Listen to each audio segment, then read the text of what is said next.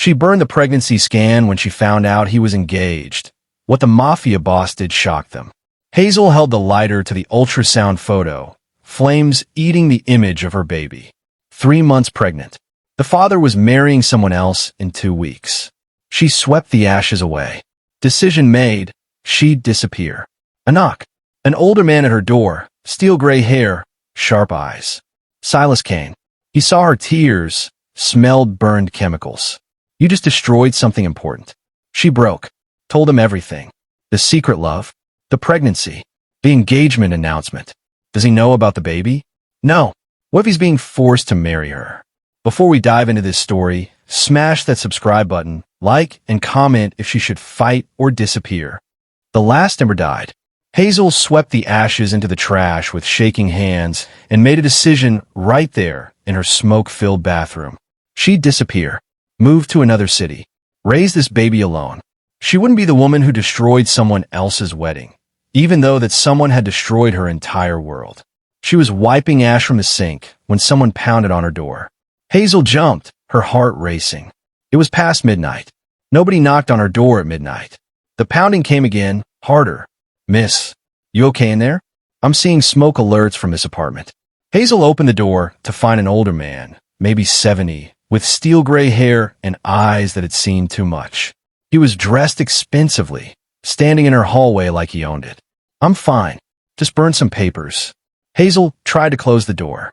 The man's hand stopped it gently, but firmly. Silas Kane. I'm visiting my niece 2 floors down.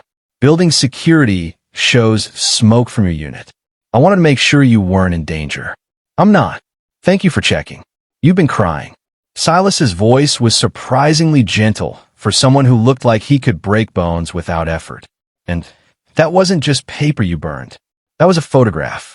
Medical-grade paper. I can smell the chemicals. Hazel stared at this stranger who saw too much. Who are you really? Someone who recognizes devastation when he sees it. Silas met her eyes. I lost my wife and unborn child 40 years ago. I know that particular kind of grief. So I'll ask again, are you okay? Something about his blunt honesty, the way he didn't pretend or dance around the truth, made Hazel's carefully constructed walls crumble. No, I'm not okay, but I will be. Can I come in? Just for a minute. I promise I'm not a threat. Against every instinct screaming at her not to let a strange man into her apartment at midnight, Hazel stepped aside. Maybe it was pregnancy hormones. Maybe it was desperate need to tell someone the truth. Maybe she just didn't have the energy to keep lying.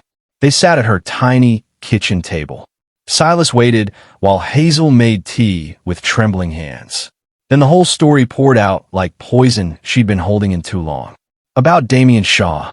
About 6 months of secret relationship because he said he needed to handle some things first. About believing him when he traced patterns on her skin and whispered about their future. About the pregnancy test 2 weeks ago that should have been joy but felt like catastrophe. About this morning's announcement that he was marrying someone else. About burning the ultrasound because she couldn't bear to look at proof of her mistake. When she finished, Silas was quiet for a long moment. Then he asked, does he know about the baby? No, and he won't. Hazel's voice was firm, even though her hand shook. He made his choice. I'm not going to be the scandal that ruins his perfect wedding. What if he didn't make a choice? Silas leaned forward. What if circumstances made it for him? I've seen this before. Powerful families arranging marriages like business transactions. Young men pressured into engagements because of debt or obligation or family expectations. Then that's his problem to solve. Not mine. Hazel wiped her eyes. I won't be the woman who shows up pregnant and desperate, begging him to choose me. I have more pride than that. Pride doesn't raise a baby alone. I'll manage. I've managed worse. Silas studied her with those 2 knowing eyes. What if I told you I could find out the truth? About why he's really marrying this woman? About whether he wants this wedding or if he's as trapped as you feel? Why would you do that? You don't even know me. Because 40 years ago, nobody helped me. Nobody investigated when my wife died in what they called an accident. Nobody questioned the convenient timing of her death right after she told me she was pregnant. By the time I had enough power to dig into the truth, it was too late. The people responsible were already dead or disappeared. Silas's voice went hard. I spent 4 decades building an empire on the ashes of what I lost. Made myself so powerful that nobody could ever hurt me again. But power without purpose is just a different kind of prison. So I'm your purpose now? Hazel didn't bother hiding her skepticism. Maybe.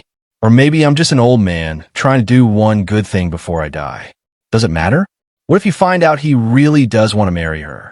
That I was just a distraction while he waited for the right woman to come along? Then you'll know the truth. And you can move forward without wondering what if. Silas stood. But if he's being forced into this marriage, if there's more to the story, don't you think you deserve to know before you disappear? Hazel wanted to say no. Wanted to tell this stranger to leave and take his impossible offer with him. But a small voice in her head whispered what if. What if Damien was trapped? What if there was an explanation that made sense of the past 6 months? She heard herself say okay. Find out the truth. But I'm not making any promises about what I'll do with the information. Fair enough. Silas headed for the door. I'll be in touch. Wait.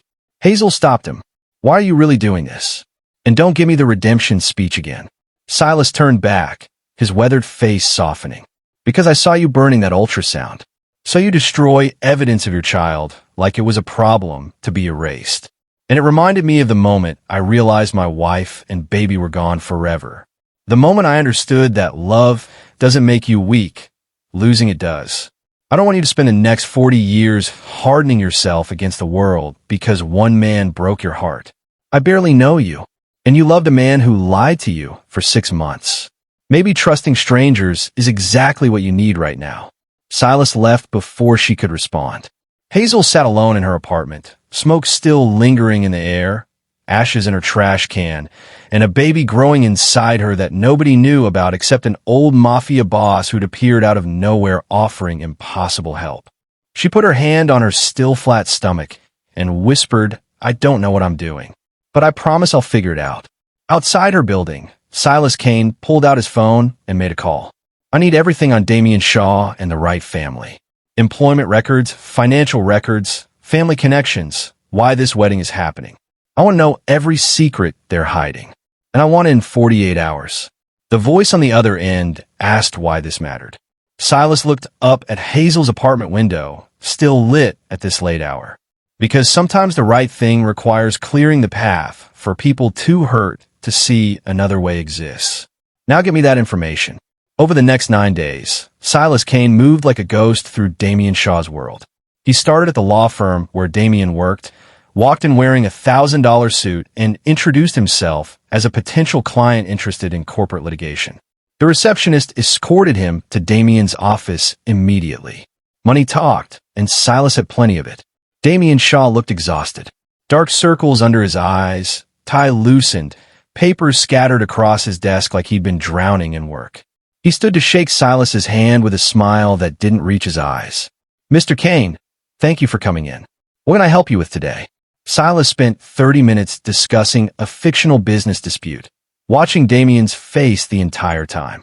Watched him go through the motions professionally, but mechanically. Watched him check his phone twice, his expression tightening each time. Watched him rub his temples like his head was splitting. You getting married soon? Silas asked casually, gesturing to the wedding planner magazine barely hidden under a file folder. 2 weeks. Damien's smile turned forced. Cassandra Wright, you might have seen the announcement. Congratulations. You look thrilled. Something flickered across Damien's face. Frustration maybe, or resignation. It's a big step. Lot of moving pieces to coordinate. I've been married. Silas leaned back. Lost my wife young. Best advice I can give you. Don't marry someone unless you take a bullet for them without thinking twice. Because marriage is hard enough when you love someone. It's impossible when you don't. Damien's professional mask cracked for just a second. Then he recovered, thanked Silas for his time, and said he'd have his assistant send over the contract paperwork. Silas left knowing everything he needed to know. That young man was walking toward a wedding he didn't want, carrying weight that was crushing him. Next, Silas had his people dig into Cassandra Wright. What they found was explosive. She was 12 weeks pregnant. Medical records obtained through methods Silas didn't ask about confirmed it. The father wasn't Damien Shaw. The timeline didn't match. They'd only been publicly dating for 3 months. More digging revealed the real father, Brett Lancaster, son of one of the Wright family's biggest business rivals. Cassandra and Brett had been secretly involved for over a year. When she got pregnant, her family went into crisis mode. The Wright reputation couldn't survive their daughter having a child out of wedlock with a Lancaster. It would destroy business relationships, tank stock prices, become tabloid fodder for months. So they'd arrange a solution. Find a respectable young man, offer him something he couldn't refuse, and make the problem disappear under a society wedding. Damien Shaw fit perfectly. Brilliant lawyer from a working-class background, drowning in student debt from 3 degrees. His father had medical bills from cancer treatment. His younger sister needed money for college. The Wright family had offered him a senior partnership track, debt forgiveness, and a generous salary in exchange for marrying their daughter and claiming the baby as his own. Silas read the reports in his office and felt rage burn through his chest. They bought Damien like he was merchandise, trapped him with obligations he couldn't escape, made him choose between his own happiness and his family's survival. He called Hazel. Found out anything? Her voice was careful, guarded. Everything. Can I come over? An hour later, Silas sat in Hazel's apartment laying out the truth. Showed her the evidence, the timeline, the financial arrangements. Watched her face go from disbelief to horror to something harder. He sold himself. Hazel's voice was hollow. For money. He sold himself for his family. Silas corrected. There's a difference. His father was dying. His sister couldn't afford college. The Wright family offered him a way to save everyone he loved. What would you have done in his position? Not lie to someone I claimed to love for 6 months. Did he lie, or did he just not know how to tell you he was being forced into an impossible choice? Silas leaned forward. I'm not excusing what he did, but I've lived long enough to know that good people make terrible decisions when they're desperate. The question is, what do you want to do with this information? What can I do? He's marrying her in 5 days. The invitations are sent. The venue is booked. Her family has invested hundreds of thousands of dollars. Me showing up pregnant isn't going to change anything except make me look desperate and pathetic. What if you didn't show up alone? Hazel looked at him sharply. What are you suggesting? I'm suggesting that sometimes the truth needs a bigger voice than one heartbroken woman can provide. I'm suggesting that the Wright family has built this wedding on lies and manipulation, and maybe it's time someone tore down their carefully constructed story. You want to ruin the wedding. I want to give people a choice. Silas's voice was steel. Right now, Damien thinks he has to marry Cassandra to save his family. Cassandra is trapped pretending to love a man she doesn't want. Brett Lancaster is somewhere watching the woman he loves marry someone else. And you're burning ultrasound photos in your bathroom at midnight. Everyone's suffering because the Wright family decided their reputation matters more than human lives. So what's your plan? My plan is to attend that wedding as a guest. I know the Wright family through business connections. I can get us in. And when the priest asks if anyone objects, I'm going to stand up and tell the truth. All of it. Hazel felt her pulse race. They'll destroy you. The Wright family has power, connections. I'm 70 years old, and I've survived 5 assassination attempts, 2 federal investigations, and 40 years in the Mafia. The Wright family doesn't scare me. Silas's smile was cold. But I'm not doing this without your permission. This is your life, your baby, your choice. If you want to disappear and handle this alone, I'll respect that. But if you want to fight, if you want Damien to know the truth and make his own choice with all the information, then I'll stand beside you. Why? Hazel's voice broke. Why do you care this much about people you don't even know? Because I didn't have anyone to fight for me when I needed it most. Silas's voice went quiet. When my wife died, when I lost my child, I was young and powerless.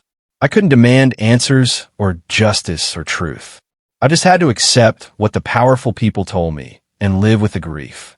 It took me years to build enough power to even ask questions, and by then it was too late. I won't watch history repeat itself. I won't watch you lose everything because powerful people decided your happiness doesn't matter. Tears streamed down Hazel's face. What if he chooses her anyway? What if knowing about the baby doesn't change anything? Then you'll know. And you can walk away with your head high knowing you gave him a chance to choose. That's more than most people get. Hazel looked down at her stomach, at the baby nobody knew about except this strange old gangster who'd walked into her life like an avenging angel. She thought about Damien, about 6 months of stolen moments and whispered promises, about whether any of it had been real or if she'd been fooling herself the whole time. Okay. Her voice was steady despite the fear coursing through her. I'll go to the wedding. I'll let you tell the truth. But I'm not begging him to choose me. If he wants this marriage after knowing everything, then I walk away and never look back. Fair enough. Silas stood. The wedding is Saturday at 2 p.m. I'll pick you up at noon. We're something that makes you feel powerful. You're going to need it. After he left, Hazel sat at her apartment trying to process what she'd just agreed to. In 5 days, she'd walk into a church full of wealthy, powerful people and watch the truth explode like a bomb. Watch Damien's face when he learned about the baby. Watch the Wright family scramble to control the damage. She was terrified, but underneath the fear was something else. Something that felt almost like hope. Saturday arrived with perfect weather, the kind of sunny afternoon that mocked Hazel's terror. She stood in front of her closet at 11 a.m., hands shaking as she tried to pick something to wear to the wedding where she'd either get her life back or lose it forever. Silas showed up at her door at 11:30 with his niece Clara, a woman in her 60s carrying a garment bag and a makeup kit. You're not wearing anything from your closet. Clara swept past Hazel into the apartment. My brother told me everything. You're walking into a room full of vultures, so you're going to look like a queen. Sit down. For the next 30 minutes, Clara worked magic. She dressed Hazel in a deep navy dress that somehow accommodated her barely showing pregnancy, while making her look elegant and powerful. Did her makeup to hide the evidence of sleepless nights. Styled her hair into something sophisticated. When Hazel looked in the mirror, she barely recognized herself. I look like I belong there. You do belong there. You're carrying that man's child. That gives you more right to be in that church than half the people attending. Clara packed up her supplies. Now go make them all regret underestimating you. The church was massive, all white stone and stained glass windows that caught the sunlight. Luxury cars lined the street. Photographers clustered outside. Inside, the pews were filled with people dripping in diamonds and designer clothes. All of them there to witness the wedding of the year. Silas guided Hazel to a seat 4 rows from the front. Close enough to see everything, far enough back to not be immediately obvious. She could see Damien at the altar, his back rigid, hands clasped in front of him. Even from behind, he looked like a man facing execution.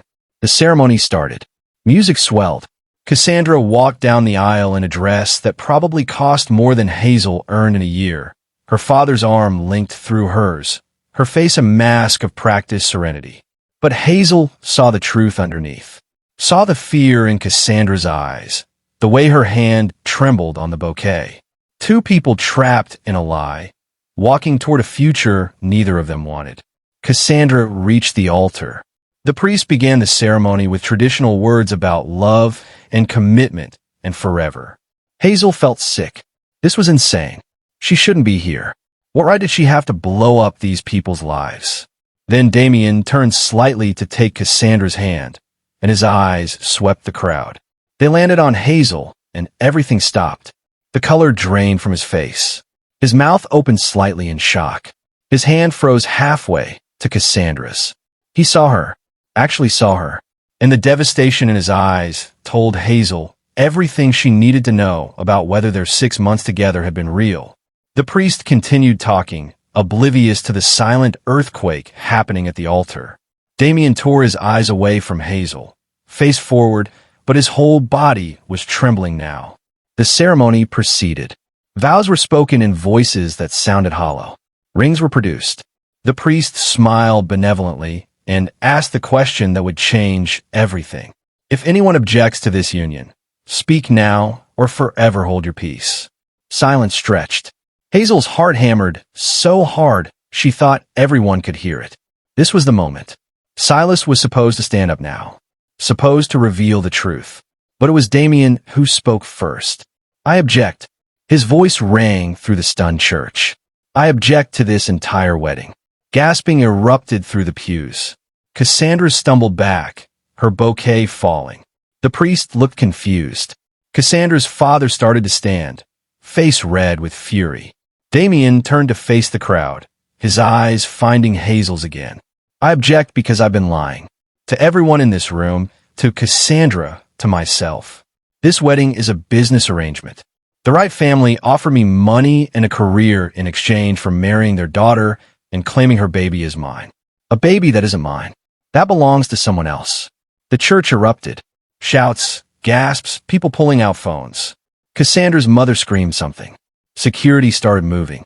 But Damien kept talking, his voice gaining strength. I agreed to this arrangement because I was desperate. Because my father was dying and I couldn't pay his medical bills. Because my sister needed college money I didn't have. Because the Wright family made me an offer I felt I couldn't refuse. But I should have refused. Because there's someone else. Someone I love. Someone I lied to and hurt. Because I was a coward who chose money over everything that actually mattered. His eyes never left Hazel's face. I don't know if she's here. I don't know if she'll ever forgive me. But I can't stand at this altar and make promises to someone I don't love while the woman I do love is out there somewhere thinking I chose this. Thinking I wanted this. Silas leaned close to Hazel and whispered, "He doesn't know about the baby yet. You want him to?" Hazel stood on shaking legs. The movement drew every eye in the church. Damien's face transformed when he saw her rise, hope and fear warring across his features. "I'm here." Her voice carried through the silent church. "And you're right, you hurt me. You lied to me for 6 months. Made me believe we had a future while you were planning a wedding to someone else.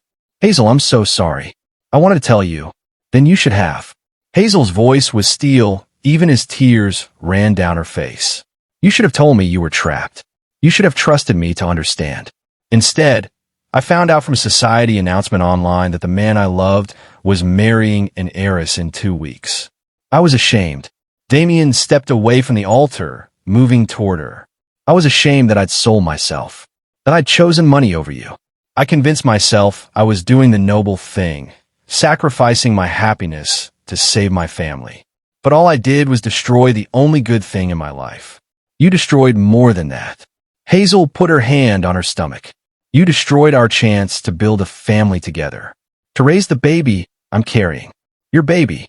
The church went completely silent. You could have heard a pin drop. Damien stopped midway down the aisle, his face going white. "What?" "I'm 3 months pregnant." Hazel's voice broke. "I found out 2 weeks before your engagement announcement. I was going to tell you, was planning this whole romantic reveal. Then I saw you were marrying someone else, and I realized I was just a side piece in your real life. So I burned the ultrasound photo and decided to disappear. Decided I'd rather raise our child alone than be the scandal that ruined your perfect wedding." Damien looked like he'd been punched. "A baby. We're having a baby. I'm having a baby." Hazel corrected. "You're having a wife and a career and a life I don't fit into." "No." Damien started moving again, pushing past guests to reach her. "No, you're wrong. I don't want any of this. The career, the money, the arrangement, I'd give it all back right now for a chance to fix what I broke. I love you, Hazel. I've loved you since the first night we spent talking until sunrise about everything and nothing. I loved you every time I lied to you, and it killed me. And I love you now, standing here pregnant with my child, looking at me like I'm the biggest mistake you ever made. You are." Tears streamed down her face. "You broke my heart. Then let me spend the rest of my life putting it back together." Damien reached her, dropped to his knees right there in the church aisle. "I'm begging you. Give me a chance to prove I choose you. That I choose us. That I choose our baby over everything else." Hazel looked down at him, this man who destroyed her and was now offering everything. She thought about the past 6 months, about whether any of it had been real. And she saw the answer in his eyes. It had all been real. He'd just been too weak and scared to fight for it. She thought about their baby, about whether she wanted to raise a child alone or give them a father who was flawed but trying. Before she could answer, Cassandra's voice cut through the moment. "Stop." Everyone turned. Cassandra stood at the altar, her face tear-streaked but determined. "This is my fault too. I let my family trap him. Let them use his desperation to solve my problem. She looked at the crowd, at her horrified parents. I'm pregnant with Brett Lancaster's baby. We've been together for over a year. I love him, but my family said it would destroy our reputation, our business relationships, everything. So they found Damien and made him an offer designed to exploit his situation. Her father tried to grab her arm, but Cassandra yanked free. I'm done lying. I'm done with this wedding, this arrangement, all of it. She pulled off her veil and threw it on the ground. Brett, if you're here, if you still love me despite everything, I choose you. I choose our baby. I choose truth over my family's reputation. From the back of the church, a young man stood up. Brett Lancaster, looking shell-shocked. I'm here. I've always been here. Cassandra ran down the aisle straight into his arms. Her parents screamed. Guests pulled out phones recording everything. Security didn't know who to restrain first. And in the middle of the chaos, Damien was still on his knees in front of Hazel, waiting for an answer that would determine both their futures. Hazel looked down at Damien on his knees in the aisle, chaos erupting around them, cameras flashing, people shouting, and made a choice that terrified her. She held out her hand. Get up. Damien stood slowly, hope and fear warring on his face. Does that mean? It means we're leaving. Hazel's voice was firm. Right now, before your almost-in-laws of security throw us out or this circus gets worse. She turned and walked toward the exit. Damien followed without hesitation, his hand finding hers. They passed Cassandra and Brett wrapped in each other's arms, past the Wright family screaming at each other, past guests recording everything on their phones. At the door, Hazel paused and looked back at Silas, still sitting calmly in his pew like he was watching a show he directed. Thank you. She mouthed the words. Silas nodded once, a small smile on his weathered face. Then Hazel and Damien were outside in the sunshine, running down the church steps while photographers shouted questions and camera flashes exploded around them. They didn't stop until they reached the parking lot. Damien pulled out his keys with shaking hands. My car. We can go anywhere. Just tell me where. My apartment. We need to talk. Actually talk. No more lies. No more secrets. Hazel met his eyes. You get one chance to explain everything. And if I don't like what I hear, you leave and we figure out co-parenting arrangements through lawyers. Understood? Understood. The drive to her apartment was silent, both of them processing what had just happened. Inside, Hazel made tea while Damien paced her small living room like a caged animal. Sit down. You're making me nervous. He sat, started talking, told her everything about his father's cancer diagnosis 2 years ago, the medical bills that buried him, his mother working 3 jobs trying to help, his sister's college acceptance letter that came with no way to pay. About the Wright family's lawyers approaching him 6 months ago with an offer that seemed like salvation. Marry Cassandra, claim her baby, get a partnership track, and enough money to save everyone he loved. I told him I was seeing someone, that I needed time to end it properly. Damien's voice broke. They gave me 2 months. Said after that, the offer expired. I kept trying to find another way, kept hoping something would change. But my dad got worse, the bills kept piling up, and I ran out of time. So I said yes to their arrangement and told myself I was being noble, sacrificing my happiness for my family. You were being a coward. Hazel's voice was hard. Noble would have been telling me the truth, letting me decide if I wanted to fight for us or walk away. Instead, you made the choice for both of us. You're right. I was a coward. I was terrified of losing you, terrified of disappointing my family, terrified of everything. So I lied, kept both worlds separate, and told myself I could figure it out. By the time I realized I couldn't, it was too late. The engagement was announced, and I thought I'd already lost you forever. You had. Hazel put her hand on her stomach. Until about 5 minutes ago, when you burned your entire life down in front of 200 people. Was it enough? Damien moved to kneel in front of her chair. Is it enough for you to give me another chance? Because I'll spend the rest of my life making this up to you. I'll work 3 jobs if I have to. I'll figure out my family's bills another way. I'll do whatever it takes to prove I choose you and our baby over everything else. How's your father? Hazel asked suddenly. Damien blinked at the subject change. He died 3 months ago. The treatments didn't work. I'm sorry. Did the right money at least give you time with him? Yeah. Those extra months, being able to afford the good hospice care, having him comfortable at the end, that came from their money. Damien's voice was hollow, but he died thinking I was marrying someone I loved. Died believing I was going to be happy. I couldn't tell him the truth. Couldn't let him know I'd sold myself to pay his medical bills. And your sister? Starts college in the fall. Full scholarship to Columbia. Damien smiled slightly. She earned it herself. Turns out I didn't need to sell my soul for her after all. What about the Wright family? They're not going to just let you walk away from this arrangement. You embarrass them in front of everyone they know. Let them come after me. Damien's voice was steel. I don't care anymore. They can sue me, blacklist me, whatever they want. I'm done being owned by people who think money entitles them to control other people's lives. You'll lose everything. Your job, your reputation, probably end up in debt again from legal fees. Then I'll start over. Damien took her hands. With you if you'll let me. We'll figure it out together. I'll work anywhere doing anything. I don't need the fancy career or the money or any of it. I just need you. Hazel studied his face, looking for lies or hesitation. Found only desperate sincerity. What about the baby? Are you ready to be a father? Because this isn't theoretical anymore. In 6 months, we're going to have a child who needs us to have our lives together. I'm terrified, Damien admitted. I don't know anything about being a father. My own dad was great when he was sober, terrible when he wasn't. I don't have money saved or a stable job anymore or any of the things you're supposed to have before becoming a parent. But I want this. Want you. Want our baby. Want the chance to build a family with you. Even if I have no idea what I'm doing. That's the first completely honest thing you've said to me in 6 months. Hazel felt something loosen in her chest. The fear, the anger, the hurt. It was all still there, but underneath was the love that had never really died. I can't promise I forgive you. That's going to take time.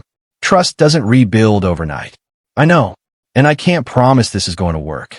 We might try and fail and end up co-parenting separately.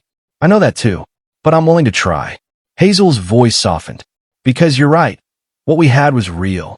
And our baby deserves parents who at least try to make it work before giving up. Damien pulled her into his arms, held her like she was everything. Thank you. God, thank you for giving me another chance. They sat together on her worn couch, processing everything that had happened. Then Hazel's phone rang. Unknown number. She answered cautiously. Silas's voice came through. Just checking you made it home safely. We did. Thank you. For everything. I don't know how to repay. You don't repay it. You live well. You build a good life with that young man and your baby. That's payment enough. Silas paused. I'm having my lawyers send you something. Consider it a baby gift from an old man who never got to be a grandfather. Silas, you don't have to. Yes, I do. Because 40 years ago, nobody helped me. Nobody fought for my wife or my child or gave me a chance to know the truth. I can't change my past, but I can make sure your future is better. So accept the gift gracefully and name your baby something with strength. This world needs strong people. He hung up before Hazel could respond. 3 days later, an envelope arrived. Inside was a check for $200,000 and a note in shaky handwriting. For medical bills, baby supplies, and starting over. Build something beautiful. SK. Hazel cried holding that check, understanding that Silas had given them what he'd never had. A second chance, financial security, and hope for the future. 6 months later, Hazel gave birth to a healthy baby girl. They named her Eliana, meaning God has answered. Damien was there for every moment, holding Hazel's hand through labor, crying when he first held his daughter, looking at both of them like they were miracles. He found work at a smaller law firm, one that valued ethics over profit. The pay was less, but the work was honest. They lived in Hazel's small apartment, barely making ends meet some months, but they were together. They were happy. Cassandra married Brett in a quiet ceremony 6 months after the church disaster. She'd been disowned by her family, but didn't seem to care. They had a son and sent Hazel and Damien a photo with a note. Thank you for having the courage we didn't. You saved us too. And Silas Kane passed away peacefully 2 years later. His niece Clara called to tell them. Said he talked about them often in his final months, called them his redemption.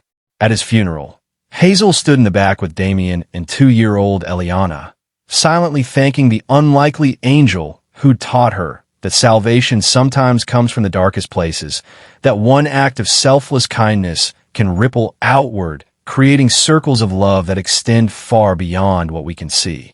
Years later, when Eliana asked how Mommy and Daddy met, Hazel would smile and say Daddy made a big mistake but found the courage to fix it.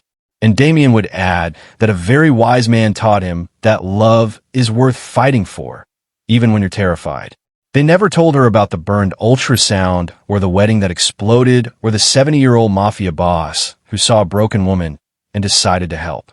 Some stories were too complicated for children, but they lived the lesson every day.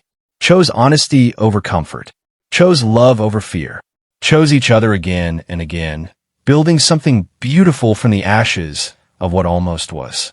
From burned ultrasound to beautiful family, from lies to truth, from broken hearts to unbreakable bond. This story proves that sometimes the darkest moments lead to the brightest futures. One Mafia boss's choice to help changed everything. Want more stories of redemption, second chances, and unlikely heroes? Smash that subscribe button now. Drop a heart if this story made you cry. Comment which moment hit you hardest. More incredible stories coming your way.